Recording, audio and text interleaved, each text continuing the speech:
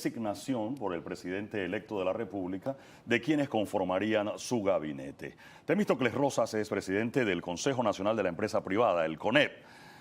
Buenos días, bienvenido. Desde el CONEP, ¿qué le parecieron los nombramientos? Gracias, muy buenos días, doctor Ritter, y muy Sí. buenos días, Eduardo. Mire, yo creo que es importante resaltar las designaciones que ha hecho el presidente electo, pero sobre todo que ha hecho designaciones de personas que tienen experiencia y conocimiento en el tema en que ha sido asignado.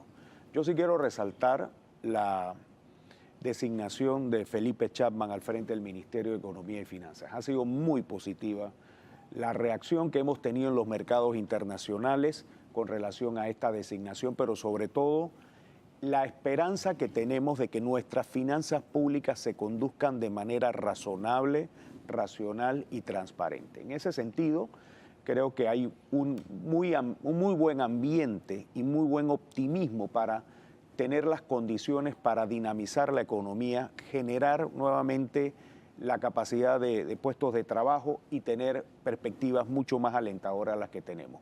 El resto del gabinete, cada quien le corresponderá ahora ejecutar y llevar la línea de acción conforme a lo que prometió el señor presidente electo, pero sobre todo tener diligencia. No podemos tener una gestión pública que no vaya fundamentada en transparencia y eficiencia con una proyección directa a atender lo que hoy el pueblo panameño está reclamando. Ahora, hace 5 años, cuando se designó a Héctor Alexander, hubo tranquilidad en los mercados y Wall Street apoyaba esa designación del ministro de Economía. Sin embargo, los resultados, hubo pandemia, hubo cierre de mina, pero perdimos grado de inversión. Es decir, pasó de todo en este periodo, ¿no? Sí, eso es un riesgo que siempre va a pasar, pero yo tengo plena confianza en la gestión del ministro designado Chapman, porque él ha demostrado en su vida profesional y ha sido reiterativo. Nosotros lo que venimos escuchando las exposiciones que hace a nivel de análisis económico y de proyecciones de don Felipe Chapman, vemos claramente la importancia que hay para el Estado de generar ahorro corriente. Esto va a representar recortes en los gastos que tiene el Estado, una posible disminución del tamaño del Estado y que tenemos que tener políticas más asertivas en cuanto a la promoción y desarrollo de las actividades económicas. Nosotros como sector privado estamos abiertos a revisar las exoneraciones y las leyes de incentivo que se han dado en los últimos años, pero queremos una economía fortalecida, una economía con confianza, y esto sí lo da la designación de don Felipe Chapman. Doctor Ritter.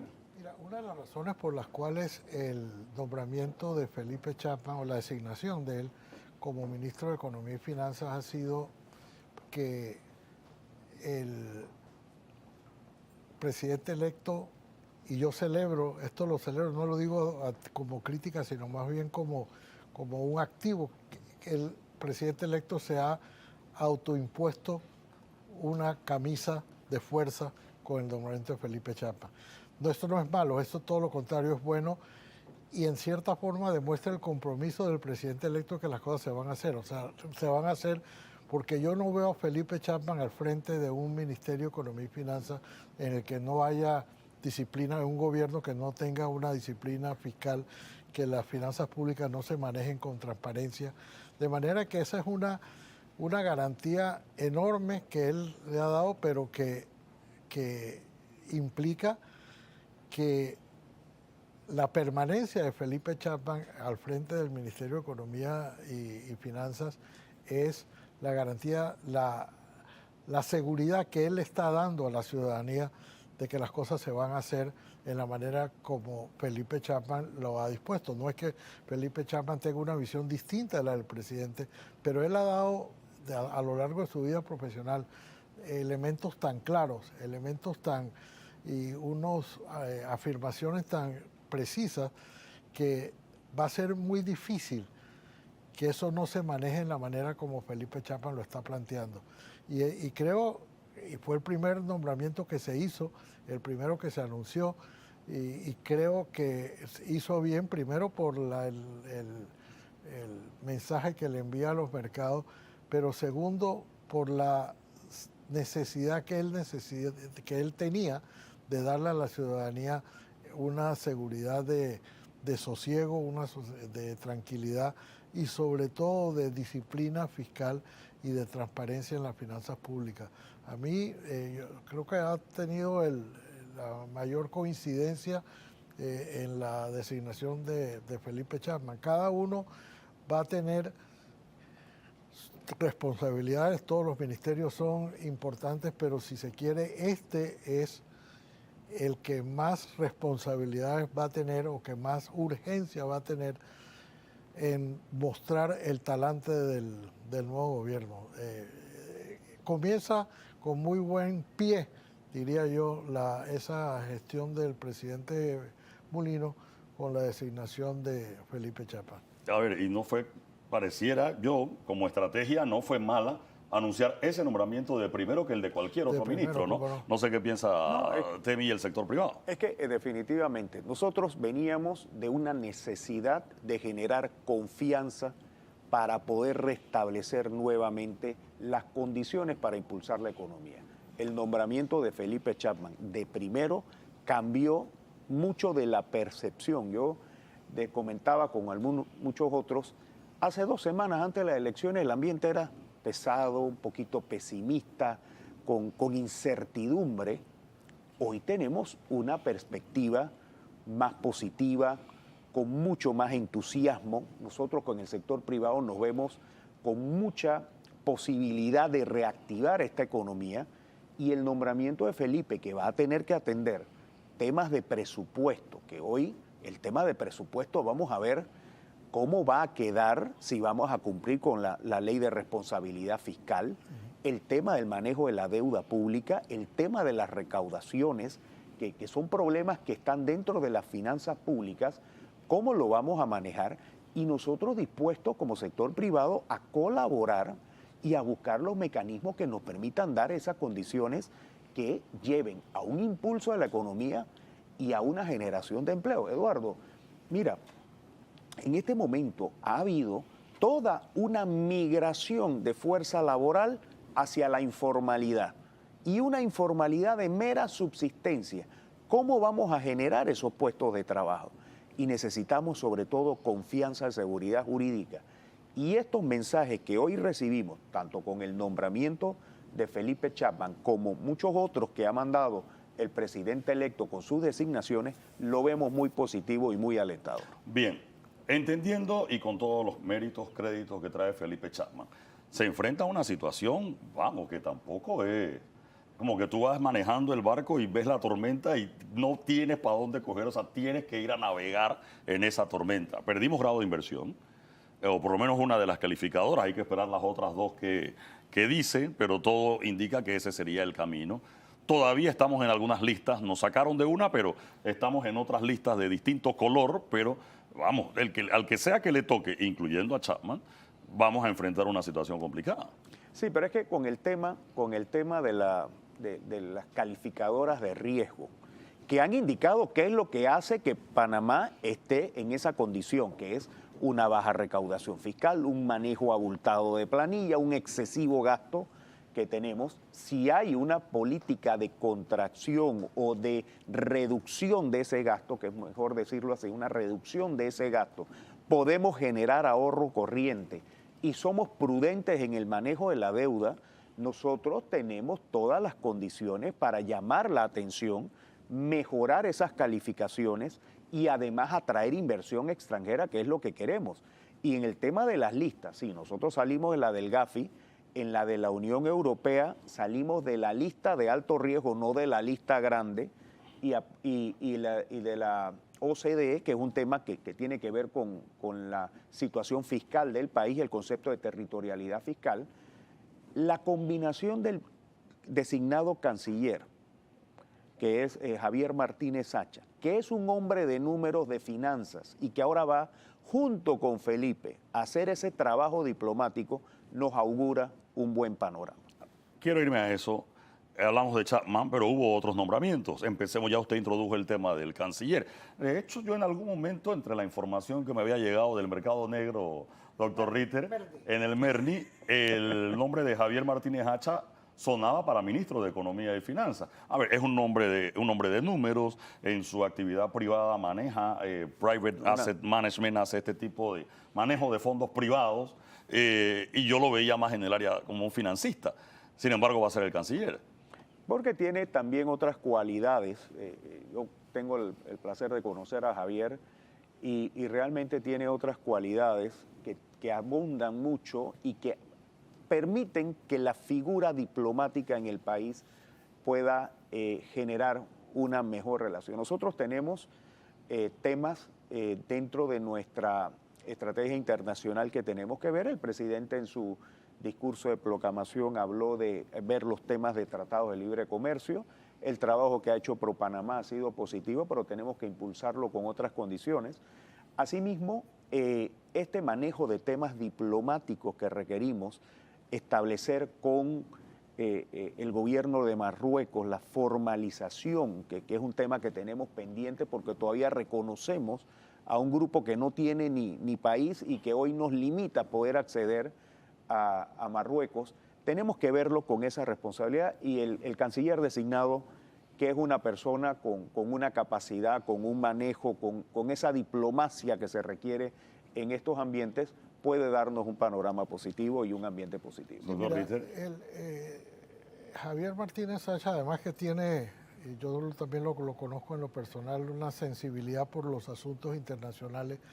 En materia de relaciones internacionales, cada momento histórico tiene diferentes prioridades. Nosotros tenemos que ver cuál es la prioridad de nuestra política exterior hoy. No es la misma que la que se tenía el siglo pasado, que era quizás la devolución del canal, mejorar nuestras relaciones con los Estados Unidos, una cantidad, cada momento tiene su prioridad. Y si uno ve las prioridades que tiene Panamá hoy, Javier Martínez Sacha es una persona que puede, digamos, la persona adecuada para cumplir ese propósito de la política exterior de Panamá, que tiene que ver mucho con la salida de las listas, de mejorar la reputación de Panamá en el exterior, producto precisamente de asuntos económicos, de los Panama Papers y de la figuración de Panamá en las listas. Es a la larga un problema que se conjugan la política exterior con la política económica del país, de manera que creo que se ha hecho una magnífica llave en ese sentido y creo y uso con toda claridad la palabra llave. No es una llave hípica, es una llave, una combinación, una simbiosis de intereses que se conjugan para que Panamá pueda mejorar, atraer inversiones y mejorar su imagen internacional. Yo creo que al margen de que me alegro coincidir con representantes del sector privado, pero creo que ha sido realmente un acierto el nombramiento de ellos. Y dentro del discurso del presidente Mulino hablaba de pagar. ¿Cuánto le deben cuánto es la deuda del Estado con los proveedores? Creo que andaba como 2.000 millones de dólares, no recuerdo cuánto era el número, que al final tampoco hay hasta certeza de ese número, ¿no? Creo que el presidente había dicho que esa era una de las prioridades en los primeros meses del gobierno. Es correcto, nosotros hacemos estimaciones a través de evaluaciones y encuestas de determinar cuánto se le deben a los proveedores del Estado. La cifra ronda los 2.000 millones de dólares en este momento. Pudiese ser mayor aquí al 30 de junio o si es que hay algún tipo de pago pudiese ser menor, pero está más o menos por ese orden.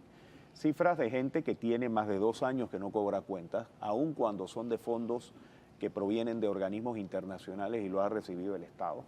Pero sí vemos muy positivo que podamos con esto activar la economía y que permita que podamos nuevamente ver el interés del sector privado en participar de las licitaciones del Estado y que podamos también colaborar con esa gestión que se está haciendo en este momento. ¿Hay plata para eso? Usted hablaba hace un rato y mencionábamos los retos del ministro Chapman. Hay un tema de recaudación que parece, la DGI tiene trabajo importante en esa dirección. Se estima que los aportes del canal este año, por el tema del bajo nivel del lago, también va a disminuir. Es decir, este gobierno no va a tener necesariamente la plata que se esperaba. Mire, es que ahí hay que ver cómo quedan las finanzas públicas, qué nos vamos a encontrar en las finanzas públicas a partir del 1 de julio. Sí hemos escuchado y tenemos pues en la información, uno lo puede ver a través de los resultados que presenta el mes, la estrechez financiera que hoy tiene el gobierno nacional. Yo creo que pueden haber distintas formas de hacer esto, en las que estará parte de ahorro, parte de una estrategia de financiamiento a corto plazo, una estructura financiera a corto plazo que pueda generar ese aspecto. Y lo importante es que se vuelva a generar, sobre todo, la confianza en seguir licitando en el Estado, porque cada vez para muchos es más complicado si la demora en el pago de las cuentas no se hace en el tiempo oportuno. Entonces, sí, yo creo que tiene que darse ese tema. Nosotros sí, como sector privado, esperamos que ese sea un punto medular dentro de las condiciones que va a plantear en las primeras acciones el ministro de Economía designado y buscar mecanismos para ir aumentando el dinamismo de la economía. Sabes que me llama la atención que al principio del gobierno, que ya está por terminar, una de las primeras acciones fue la visita que hizo el presidente, no me acuerdo si era presidente electo todavía o recién. En los primeros meses fue a Nueva York. Fue a Nueva York y hablar de los mercados y demás, pero una de las cantaletas que tuvimos durante los primeros 3 años fue que el gobierno le había dejado deuda a proveedores por 1.400 y tantos millones de dólares. Después se nos acomodó se le acomodó en el argumento la pandemia y luego la guerra de Ucrania y ya no sé por dónde vamos ahora. Pero recuerdo que lo primero, aún antes de la pandemia, era la estrechez en la que se encontraba. Y se emitieron 2.000 millones. 2.000 millones, correcto, porque se le debía a los proveedores 1.400, pero lo vivía señalándolo como una irresponsabilidad. Y yo creo que vale la pena recordar que el presidente Cortizo decía que lo importante no era cómo se entraba, sino cómo se salía. Pues entró con que el Estado debiéndole esta cantidad al sector privado y lo deja con una deuda todavía mayor a los acreedores del Estado. Ojalá eso se pueda resolver y se resuelva en los primeros meses. O sea, ¿reactiva esto la economía realmente, el tema de esa deuda? A ver, a nivel privado también hay gente que paga 60, 90, 120 días y 180 días y usted sabe lo complicado que es para una empresa cobrar porque al final tienes que hacer factoring, tienes que refinanciar y cuando te llega la plata no ganaste nada. Es que cuando te recibes el dinero tienes el flujo para poder seguir operando. Y muchas veces cuando no tienes ese flujo, o tú te contraes o puedes hasta desaparecer. Entonces yo creo que el efecto positivo es que permite que la economía siga fluyendo. Sí, puede haber parte de ese dinero que está dentro de estructuras de préstamos, de factoring, como bien mencionas, pero a su vez me permite el oxígeno de seguir operando porque el crédito es parte del dinamismo y parte de la actividad que cualquier empresa tiene. Y además de la confianza de que yo puedo seguir licitando en el Estado y voy a tener la capacidad de recibir los dineros que me corresponden por el servicio o los bienes que he entregado. ¿Cómo ven los otros nombramientos? Hablamos de MEF y hablamos de Cancillería. ¿Hay más nombramientos? Sí, está el nombramiento El ministro de Comercio, por ejemplo, que tiene que ver directamente con el sector privado. Al licenciado Moltó lo conocemos. Yo creo que estamos en un proceso de mantener el relacionamiento con el Ministerio de Comercio e Industria. El ministerio pues se caracteriza por la relación exclusiva con el sector privado. Para nosotros en algún momento le decíamos la corregidura de los ricos, porque ahí teníamos que pasar y ahí teníamos que buscar. A mí me tocó estar en el ministerio cuando nos decían eso. Entonces, ¿Usted conoce ese ministerio? Sí, correcto. Entonces, definitivamente sí, yo creo que vamos a establecer algunas comunicaciones directamente con el ministro designado Moltó, porque tenemos temas prioritarios que hay que ver. Yo creo que tenemos que establecer muy bien el aspecto que se quiere lograr con el tema de la mina y entender la postura del Ministerio de Comercio con relación al cierre que es ordenado que tiene que darse de la mina. Pero también tenemos otros temas que es para dinamizar el sector industrial. Todavía tenemos muchas cosas que tenemos que impulsar dentro del sector industrial para que pueda ser pujante. El sector industrial genera mucha empleomanía, tiene una posición importante en lo que es la actividad económica. Tenemos las zonas que se están desarrollando, la ley SEM, la ley EMA, que tenemos que fortalecer y generar una estructura que el Ministerio de Comercio e Industria puede liderar, y por eso es importante que podamos tener esto con el ministro Moltó, que estoy seguro va a estar muy receptivo a lo que podamos plantear. Regresando cortito a lo de la mina, el presidente Mulino dijo abrir para cerrar, creo que fue lo que él planteaba. ¿Qué significa abrir para cerrar?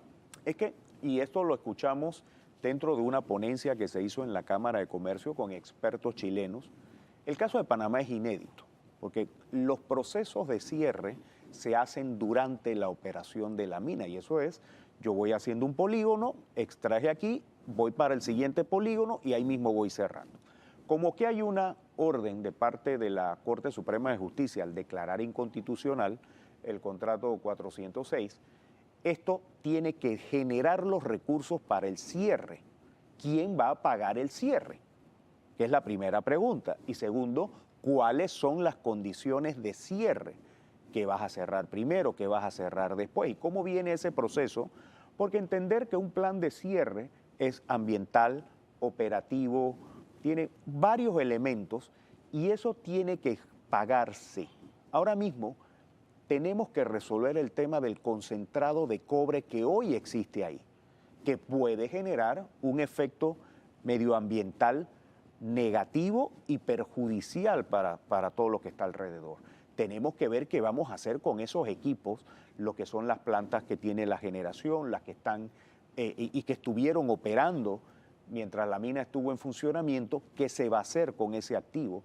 Y ese es un plan que se tiene que decidir en conjunto con el Ministerio de Ambiente, y por eso escuchaba yo al ministro designado Juan Carlos Navarro, que tiene que hacerse un plan de cierre ordenado y autofinanciable. Por eso se habla de que se tiene que abrir para poder cerrar. ¿Sienten tranquilidad ustedes ahora que mencionó al ministro de Ambiente? Claro que sí, claro que sí. Yo creo que Juan Carlos Navarro es una persona que ha defendido el medio ambiente, lo conocemos desde que estaba de allá de director de ANCON y ha sido un precursor de las buenas prácticas, pero sobre todo que el Ministerio de Ambiente sirva como un enlace para garantizar la sostenibilidad del medio ambiente y produzcamos capacidad de crecimiento, que yo creo que ambas cosas pueden subsistir. Nosotros no podemos cerrarnos a decir no, sin lo que tenemos es que garantizar sostenibilidad, que es lo que hoy prioriza las actividades que se hacen en el mundo. Rapidito, los otros ministerios, seguridad, trabajo, obras públicas, salud. Mire, del ministro designado Fran Ábrego, una gran acción que tuvo cuando estuvo al frente del Senafrón. Esperamos se pueda controlar el tema que hay en el Darién, del ministro designado de Salud, Fernando Boyd. Yo tengo las mejores referencias y esperamos pueda lograr que existan los servicios de salud dentro del país, y de la ministra de Desarrollo Social, que la conozco, a la doctora Beatriz Carles de Arango, que ha sido siempre una gran relacionada con grupos de asistencia social y demás, que podamos tener un Ministerio de Desarrollo Social orientado a elementos que vayan a satisfacer. Lo siento optimista. Claro que sí, es que nosotros no podemos en este momento, sí, Eduardo, estar con pesimismos. Creo que hemos recibido mensajes muy positivos. El país tiene que caminar. Ya pasamos la contienda electoral. Ya la diatriba, si era, no era. Ahora, ya, ¿es optimismo o es un endoso? Es un optimismo. No los contestarán ese optimismo con acciones y con hechos, pero hoy tenemos que ver positivamente porque el país tiene que seguir adelante. Y ojalá tengamos esas respuestas que hoy pensamos van a dar y que nos las hagan ser fehacientes. Me voy a quedar con eso para el análisis final, doctor Ritter. ¿Optimismo o endoso? A usted también se lo voy a preguntar cuando regresemos del cambio. Gracias a Temi Rosas por acompañarnos esta mañana del Consejo Nacional de la Empresa Privada aquí en El Radar.